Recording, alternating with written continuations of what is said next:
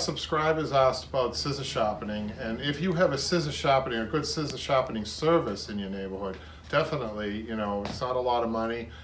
That's what I would advise, but for those who want to buy and invest in a really expensive scissor sharpening machine, I'm going to show you how to do that on this machine. This is a very, very good machine, high-end, from Wolf Industries. I'm borrowing this from a friend of mine, and I just want to show you, I happen to need my scissors sharpened with all the work that we've been doing, all the YouTube videos that we've been doing. So first thing, let's just get right to it and show you the first thing, the scissors. I'm going to just hand tighten this. Sometimes these loosen. Some have bolts, some have screws, screwdriver that you can use. I'm just going to hand tighten that up. Okay, I want to point something out with this machine. This machine is meant to kind of glide over the stone, over the sharpening stone. Okay, and what they have, we have it angled in the proper angle, which is about 20 degrees. So that's the angle of pretty much of your blade and your scissors, okay? So we have the scissor, we have the machine off, because we always talk about safety too here at Upholstery on Broadway. You should be using goggles. I have glasses on, so I'm going to use those, and I'm going to put a mask on a little bit because there's some residue from this. You might want to wear a mask. So you can see why, you know, look at this setup and the care that you had to take, and there's a little danger to this. So, you know, having a service is pretty good.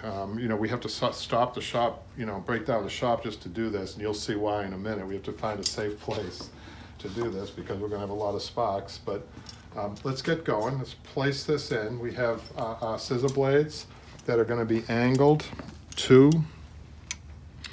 the machine. Okay, this is the first blade that we're going to do.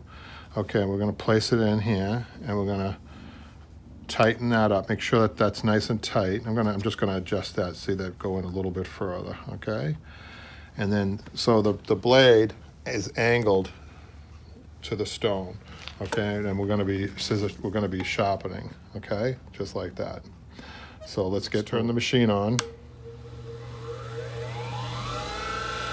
And I'm going to start at the top of the scissors and glide. I'm not putting too much pressure on this. I wanted to show you what I'm doing here. I'm just going to slow it down. Not too much pressure at first. And then near the end, I'm just going to do a little dip like that, because what I don't want is the end of the blade to get too sharp. Okay? Make sure you keep your hands away from that stone moving. Okay? Really be careful, as you can see. Okay. So let's shut the machine off.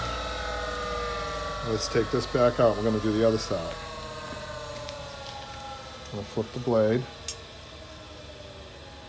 Make sure the angle, double check on your angle. Okay, you don't want to be putting it in upside down. Okay, we're going to tighten this up. Make sure it's straight on there, nice and tight. So I'm just going to put my mask on because of the residue that comes off. Turn the machine on.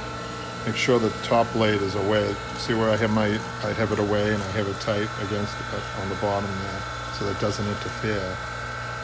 Okay.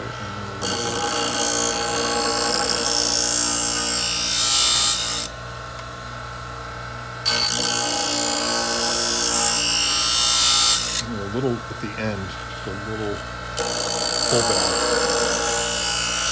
so that you're not carrying it through. What you're trying to do at the end of the scissors is kind of create a little bit of a less of a sharp edge on the very bottom. Okay, now let's shut the machine off. Let's undo the scissor blade. Okay, so now I'm going to take a finishing stone and then make sure that there are no burrs left on the blades. And what you want to do is you want to just make sure you go at the angle. So I felt a burr right at the very beginning, but no more. And then maybe just a little at the end. And then we're going to flip the scissors. Make sure you always go with the angle, okay? I'm just going to make sure, I'm just doing a one motion maybe, just like that, and then a little at the end, that there are no burrs. Now let's check out, see what good of a job we did on that. So a good pair of scissors, they actually would act like two razor blades, two very sharp razor blades at the very tip of the scissors when you're cutting it should be able to glide right along, like especially when you're on the table. This isn't gliding, but it's not a fabric that will glide much. But when you're cutting on the table and you have a flat surface, you know that you've done a good job cutting. Is that when you could take this, firm this up, firm your grip, and then leave this open, and then just kind of go right along like that on your fabric. So that's pretty good. I like that. I might even put it through one more time. But these are really much sharper than they were. Again, though, it's a little easier to have a scissor sharpening service. You can see why they actually get paid to do the sharpening.